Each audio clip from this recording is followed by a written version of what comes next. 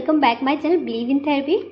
आज के इस वीडियो में हम एक नया टॉपिक डिस्कस करने वाला है काइफोसिस के बारे में। लास्ट का जो वीडियो था उसमें हमने डिस्कस किया हुआ है स्पाइनल इंजरी और स्क्लेरोसिस के बारे में। सो देखते हैं आज के काइफोसिस। सो लास्ट वीडियो अभी आपने नहीं देखा है तो प्लीज़ एक बार ज़रूर देख लीजिएगा, और हमारे चैनल पर नया है तो please like and subscribe. So kyphosis basically क्या होता है, ज़्यादातर हमें जो देखने को मिलता है ओल्ड एज पर्सन में देखने को मिलता है, और जो लोग जिनकी हाइट बहुत ज़्यादा होती है उन लोगों में भी देखने को मिलता है। और जैसे कोई भी हमारे मेटाबॉलिक डिजीज़ होती है, जैसे जॉइंट में हमारे आर्टिकुलर जो कार्टिलेज होता है वो डिस्ट्रक्ट होने लगता है, ऑस्टियोपोरोसिस है, तो उन लोगों में भी काइफोसिस देखने को मिलता है। तो काइफोसिस बेसिकली जो हमारा स्ट्रक्चर होता है वो एक्सेसिव कॉन्वेक्सिटी हो जाती है हमारे थॉरैसिक रीजन पे। जैसे कि ये पर्सन है तो उसका जो कर्व होता है एक्स टाइप का हो जाता है, एक्सेसिव कॉन्वेक्सिटी देखने को मिलती है स्पाइन पे, जिसे हम काइफोसिस बोलते हैं। एंड जो उसका स्पाइनल कर्वेचर होता है वो एबनॉर्मल हो जाता है। इस वजह से कभी कभी जो पर्सन होता है जिसको काइफोसिस होता है उसे बैक पेन भी देखने को मिलता है, स्टिफनेस हो जाती है उसके जॉइंट्स में। एंड एक्सेसिव कर्वेचर होने की वजह से हमारी जो डाइजेस्टिव ट्रैक्ट होती है वो भी कंप्रेस हो जाती है, जिसमें हमें सैलोइंग में डिफ़िकल्टी होती है, हमारी मसल्स होती है वो वीक हो जाती है, हमें वॉकिंग करने में या सिटिंग पोजीशन चेयर में बैठने में भी दिक्कत होती है, हमारे जो मूवमेंट होते हैं वो लिमिटेड हो जाते हैं काइफोसिस की कंडीशंस में। तो फर्स्ट पॉइंट हमारा, this is general term used for excessive backward convexity of the spine. Means क्या होता है, हमारा जो बैकवर्ड होता है वो एक्सेसिव हो जाती है और कॉन्वेक्सिटी देखने को मिलती है। तो आपने जब लॉर्डोसिस में जो होता है वहाँ पे हमें क्या देखने को मिलता है, कॉन्केविटी। इस टाइप का स्पाइन का स्ट्रक्चर देखने को मिलता है।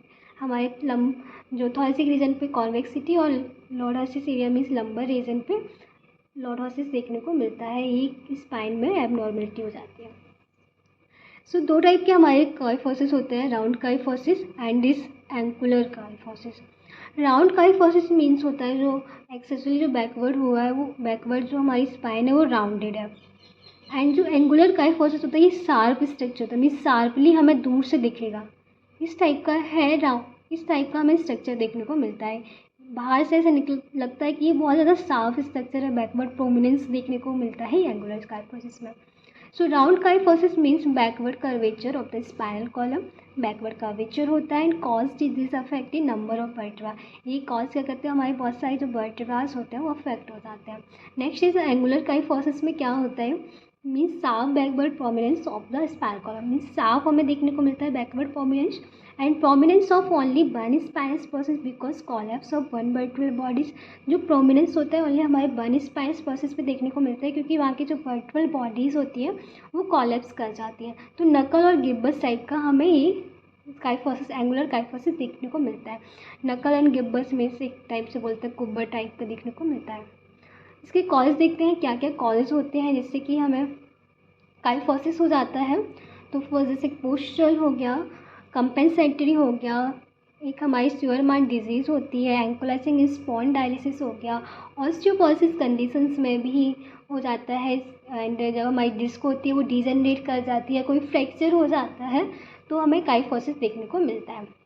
सो फर्स्ट इज कॉजेज हमारा पोस्चरल कॉजेज। पोस्चरल कॉजेज में क्या होता है कि हमारा मोस्ट कॉमनली जो पर्सन होती है, जो वुमेन होती है, जो लार्ज मतलब उसकी हाइट होती है वो ज़्यादा हाइट होती है, हाइट ज़्यादा होने की वजह से उनकी जो सेंटर ऑफ ग्रेविटी होती है वो सीओजी होती है, वो उतना मतलब वो हाइट के अकॉर्डिंग ही ऊपर रहते हैं, जिससे कि उनकी स्टेबिलिटी धीरे धीरे कम होती जाती है और जो स्पाइन का कर्व होता है वो एबनॉर्मल होने लगता है। So first this is most common type seen in tall women because their tendency to stand with forward stoop, क्योंकि उनकी जो टेंडेंसी होती है खड़े होने की उसमें क्या वो हिप को फॉरवर्ड ही स्टूप करके खड़े होते हैं। तो इस टाइप की कंडीशंस में जो वुमेन्स होती हैं इस टाइप से खड़े होती हैं उन्हें पोस्चरल काइफोसिस होने की वजह मतलब कि वहाँ पे उनकी काइफोसिस देखने को मिलता है, क्योंकि उनकी हाइट ज़्यादा होती है। और इस काइफोसिस को करेक्ट करने के लिए हमें पोस्चरल ट्रेनिंग देनी होती है। पोस्चर को करेक्ट करने के लिए फिजियोथेरेपी का यूज़ करते हैं, corrected by postural training and physiotherapy. Next is compensatory. Compensatory में क्या होता है कि जब हमारे लंबर एरिया पे लॉर्डोसिस कर्व हो जाता है, मीन्स वहाँ पे हमारे कॉन्केविटी देखने को मिलती है, लॉर्डोसिस एरिया पे इस टाइप का कर्व देखने को मिलता है।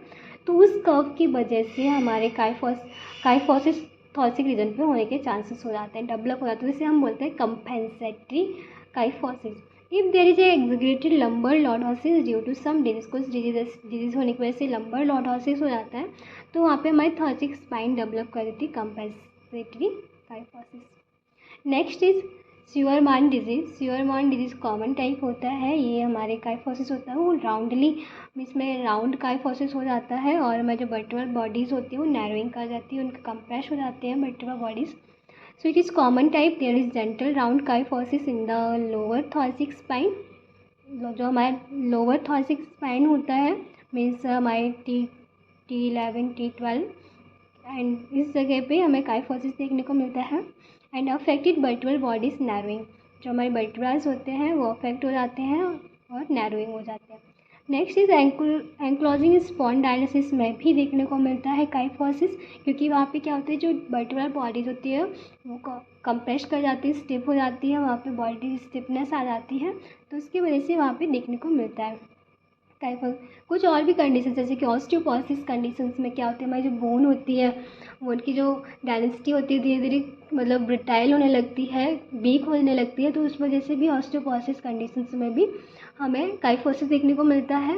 एंड यदि कोई फ्रैक्चर हो गया है हमारे थॉरैसिक रीजन पे, तो फ्रैक्चर होने से जो वर्टिब्रास हो गए वो किस टाइप का फ्रैक्चर हुआ ये डिपेंड करता है।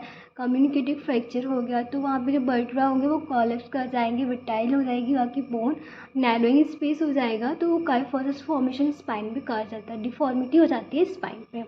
एंड डिस्क डिजनरेशन में भी डिफॉर्मिटी वाली काइफोसिस देखने को मिलता है। नेक्स्ट हम देखते हैं क्या हमें साइन सिम्टम्स देखने को मिलते हैं, प्रेजेंट कंप्लेन क्या होती है, जो पर्सन आते हैं उसकी कुछ प्रेजेंट कंप्लेन होती है, जैसे कि यहाँ पे आप देख सकते हैं इस टाइप का स्ट्रक्चर देखने को मिलता है काइफोसिस के पर्सन में। सो कुछ सिम्टम्स जो प्रेजेंट कंप्लेन होती है कि बैक पेन हो रहा, स्टिफनेस हो गई, एक्सेसिव कर्व हो गया, तो इस टाइप की हमें प्रेजेंट कंप्लेन देखने को मिलती है।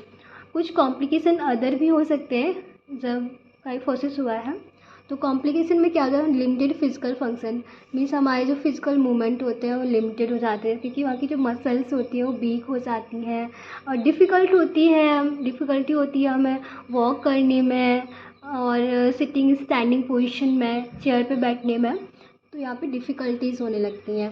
एंड डाइजेस्टिव प्रॉब्लम कुछ हो जाती है, जैसे कि हमारी जो डाइजेस्टिव ट्रैक्ट होती है वो कंप्रेस करने लगती है, क्योंकि जो काइफोसिस होता है वर्टिब्रल स्पाइन का जो स्ट्रक्चर होता है एबनॉर्मल हो जाता है, तो हमारी जो काइफोसिस का स्ट्रक्चर होता है वो हमारे जो डाइजेस्टिव ट्रैक्ट हो गई उससे मतलब उससे प्रॉब्लम उसमें होने लगती है, जिससे कि हमें सैलोइंग करने में डिफ़िकल्टी होती है।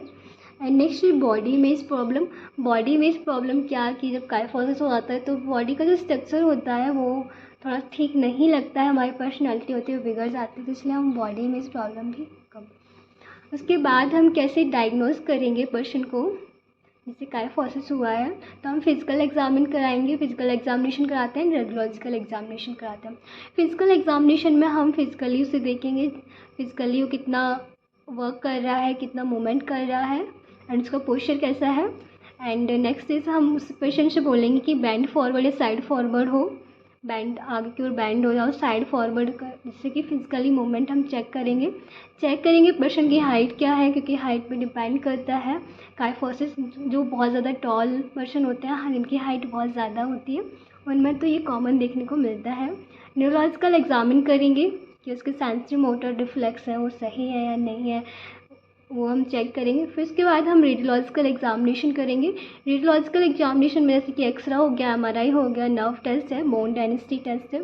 तो एक्सरे में हम चेक करते हैं कि कितनी डिग्री का कर्वेचर हुआ है, कितनी डिग्री का हमारा काइफोसिस हुआ है।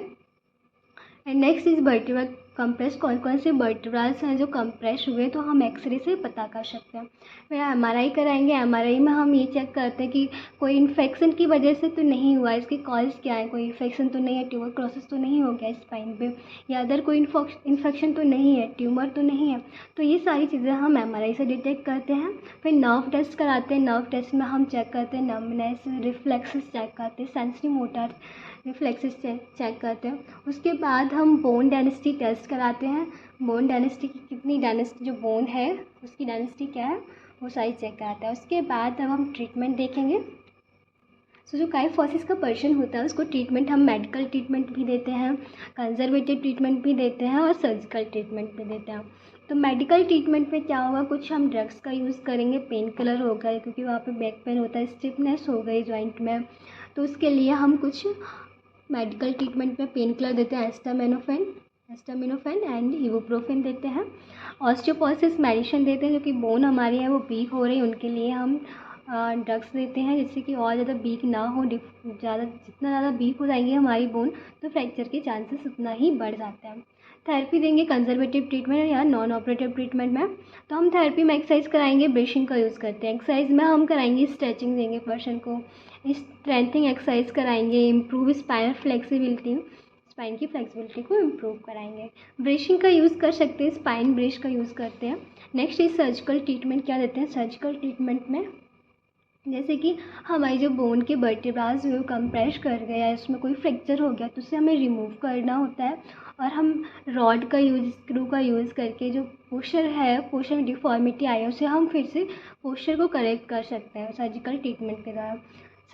Surgeon use metal rod and screw to spinal bone together correct position करने के लिए मेटल और रॉड के स्क्रू जो यूज़ करते हैं, एंड रिमूव कंप्रेस वर्टिब्रा या फ्रैक्चर्स वर्टिब्रास को हम वहाँ से रिमूव कर देते हैं। तो ये हमारा जो टॉपिक था वो काइफोसिस का था। आई होप आपको समझ आया होगा, और वीडियो हेल्पफुल रहा हो तो please like share and subscribe. Thank you so much and keep supporting me.